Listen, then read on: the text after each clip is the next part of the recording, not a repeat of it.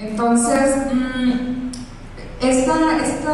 como esta propuesta que traigo acá es básicamente en esos dos sentidos, en cómo se construye un discurso homofóbico o los discursos homofóbicos a través de las instituciones de poder, y cómo a la vez se encuentra esto relacionado con el poder que sí tiene la homofobia para permear diferentes áreas de la vida, como lo son, en este caso, el ejemplo que les comentaba, en un ámbito donde se ve la relación de una familia que tiene esta inquietud o esta preocupación por quitar, ¿no? quitar, entre comillas, la homofobia de una persona.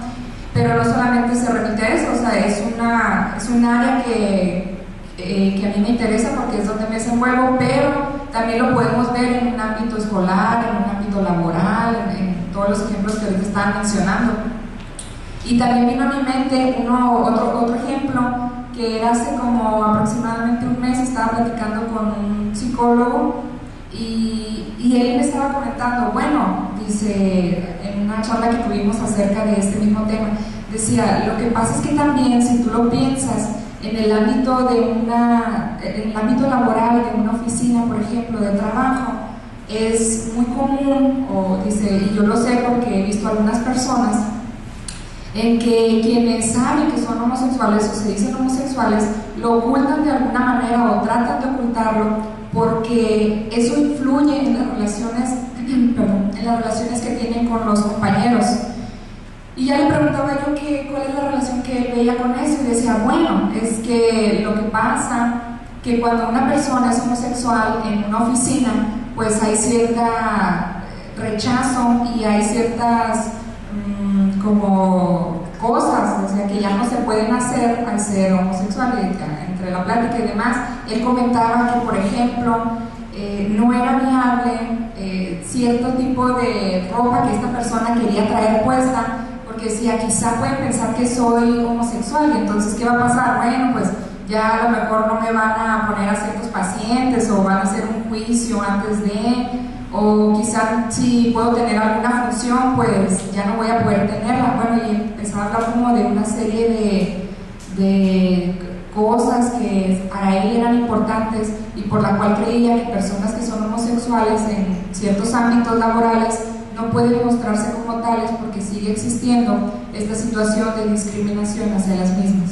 Entonces ese sería como otro ejemplo, ¿no? en ese ámbito laboral. Y uno más que también pensé fue en el ámbito escolar, cuando, por ejemplo, en una escuela, hablando a un nivel de preparatorio también, que tuve la oportunidad de presenciar, fue en jóvenes que, o sea, este discurso que es como bien común, no nada más en ese ámbito, sino en muchos otros, que está relacionado con estos adjetivos, ¿no? de maricón, de joto, etc., pero que este como adjetivo que se les adjudica tiene una connotación peyorativa, y que siempre se está buscando con eso como el quizá de lastimar, o el señalar, o el hacer la diferencia en que es el otro quien es así y no yo.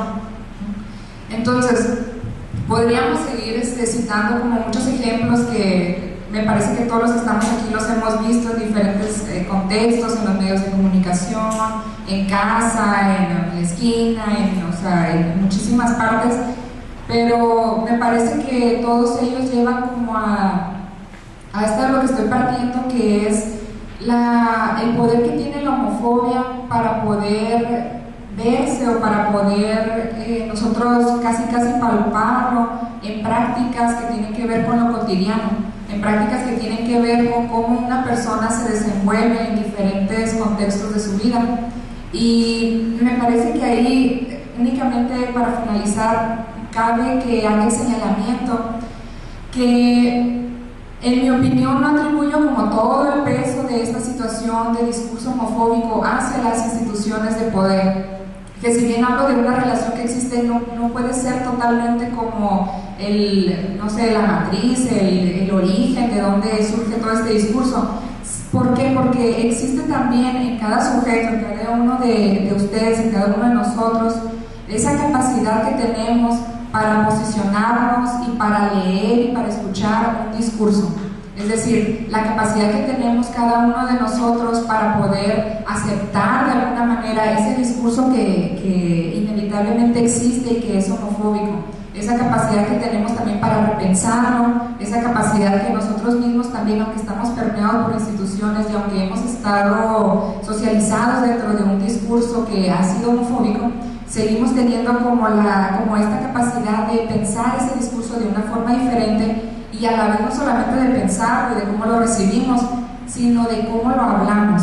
Es decir, podemos estar pensando que estamos reunidos aquí en este día, pues, y con el motivo que interesa a los que estamos acá, pero también me parece que puede ser una invitación esto a pensar qué estoy pensando yo en relación al tema, pero qué estoy diciendo también cuando salgo de aquí, cuando voy a casa, y cuando voy a mi trabajo, y cuando voy con mis amigos. O sea, cómo realmente, entre comillas, también lo anoto, o sea, estoy viviendo esta situación de homofobia en la que me parece que estamos posicionados de no querer que continúe, pero a la vez como yo mismo estoy reproduciéndola consciente o a veces no tan conscientemente. O sea, ¿qué es lo que estoy hablando acerca de eso? Y eso también tiene que ver con este discurso homofóbico. O sea, el discurso no solamente es el hecho de estarlo reproduciendo de una manera hablada, o sea, tiene que ver también con todo un comportamiento a nivel no verbal y tiene que ver también con todo un comportamiento en general en la vida de una persona. Entonces, me parece que esto puede ser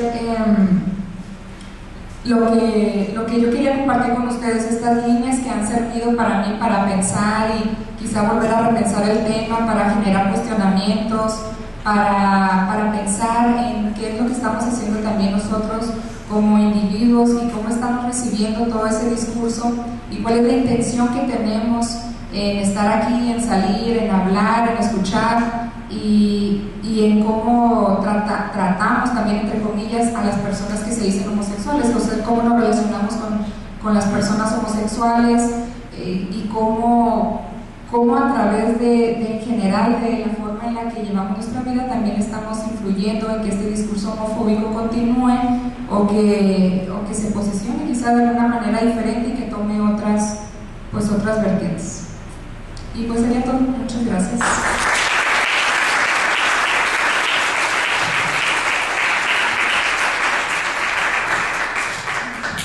Bueno, con esta última intervención pues damos paso al diálogo con el público, así que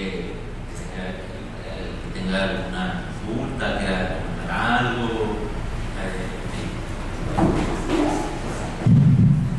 ¿Qué tal? Primero que nada, gracias y felicidades por sus ponencias. Yo creo que México es, separando el resto de los países, un país de las maravillas, pues por las contradicciones que se dan sociales y culturalmente. Una reflexión personal, creo que la discriminación de los homosexuales se da en todos los pilares sociales, pues, desde lo político, lo religioso, lo económico, la seguridad, etcétera, etcétera. Y son grupos donde el dominio siempre se da en el varón. Ahí siempre son directores, son directivos varones. Sin embargo, el núcleo social, el núcleo de la familia es matriarcal. Entonces ahí se da esa primera contradicción. Siempre es la familia mexicana tradicional, es la madre la quien lleva pues si no a lo mejor el poder económico, sino el dominio de la familia, y son muchas veces las madres las que reproducen esta discriminación en separar los colores de la ropa de los niños, los juguetes, los juegos, las frases que comentaban, los niños no lloran, no es. Entonces, a lo mejor en los otros aspectos las legislaciones pueden cambiar el discurso hacia la discriminación, pero cómo sacudir el núcleo, o sea, cómo llegar al núcleo familiar de que se empiecen a cambiar estos aspectos, pues estas reproducciones de la discriminación.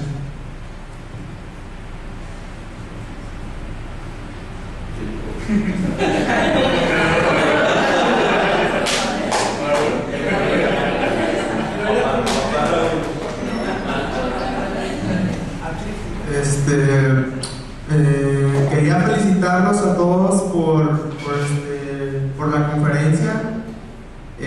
Carlos, bueno, agradezco mucho tu invitación y yo siento que nosotros como mexicanos o mexicalenses no tenemos que esperar alguien de otro país venga para hacer esto. O sea, nosotros también como mexicanos podemos hacer este tipo de conferencias y creo que es un gran ejemplo a seguir, Carlos, lo que hiciste, porque bueno, yo en la edad que tengo y el tiempo que he vivido aquí, o sea, no había visto ningún cartel respecto a esto.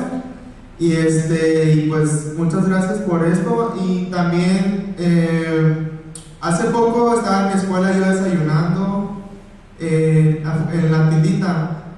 Es una tiendita allá afuera, pasando la calle, y llega una señora y me dice, la miro que trae un bonche de hojas en su mano, entonces pasa, pero pasa de lento y luego me mira y me dice, aquí tengo un escrito, me dijo, para que lo leas, me dijo, y para que lo reflexiones, me dijo. De hecho, aquí lo traigo. La señora, pues le dije, ¿de qué se trata? Y me dijo, es de homosexualidad. Y yo le dije, pues, ¿por qué? Le dije, y me dijo, es que yo leo mucho de esto, me dijo, yo soy experto en el tema. Entonces, aquí en la carta realmente me quedé sorprendido porque dice, ¿qué piensas de la homosexualidad? Y lo escribe sin H. Y dice, vamos a preguntarnos algo muy importante. Primero, antes de dar respuesta a esta pregunta, ¿en qué clase de persona me convierte a práctica la homosexualidad? ¿De una persona agresiva, con pensamientos lascivos y sádicos y sucios y pervertidos hacia hombres o jóvenes o hasta niños que tienen su propia estabilidad? Entonces, o sea, es un ejemplo claro de que en Mexicali existe la homofobia, ¿no? O sea, y esta fue una señora, o sea, no fue un hombre, pues.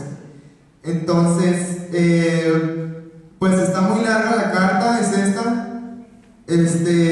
Voy a seguir continuando con lo que dice aquí.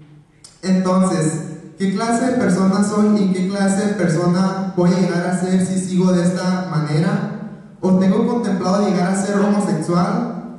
Debemos considerar nuestros pasos y los de nuestra familia para ser hombres de bien y vivir con dignidad en la vida. Recuerden, la mayoría de los homosexuales no nacen, se hacen, pero cualquiera que tenga tendencias homosexuales, busque ayuda de un doctor. o ser más específicos, recuerden que Dios existe y podemos engañar a los demás, pero a Él no.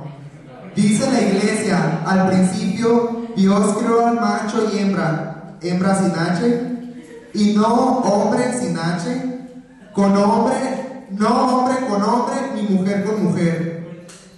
Por lo tanto, esforcémonos por una nación sexual correcta, macho y hembra.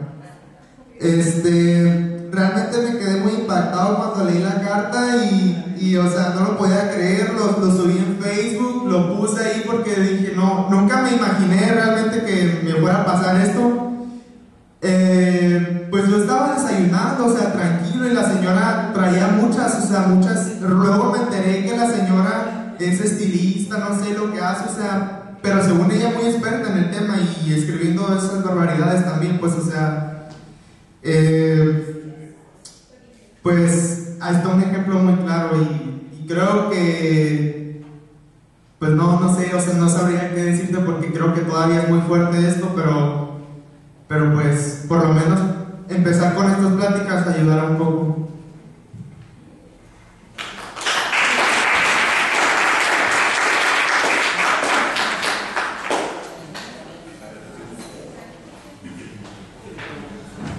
Ok, buenos días, felicidades a todos en general, muchas felicidades, Carlos, gracias. Y lo comentamos la vez pasada, no es una pregunta, es una reflexión que yo siempre he tenido, que sí, la homofobia es muy fuerte, pero no solamente del heterosexual hacia el homosexual. Aguas, porque también entre el homosexual hay homofobia, porque las palabras pasiva, loca, vestida, gorda, obvia, no son del heterosexual al gay, es del gay al gay. Así que aguas, porque también ahí hay mucho homofobia. ¿Vale? Felicidades.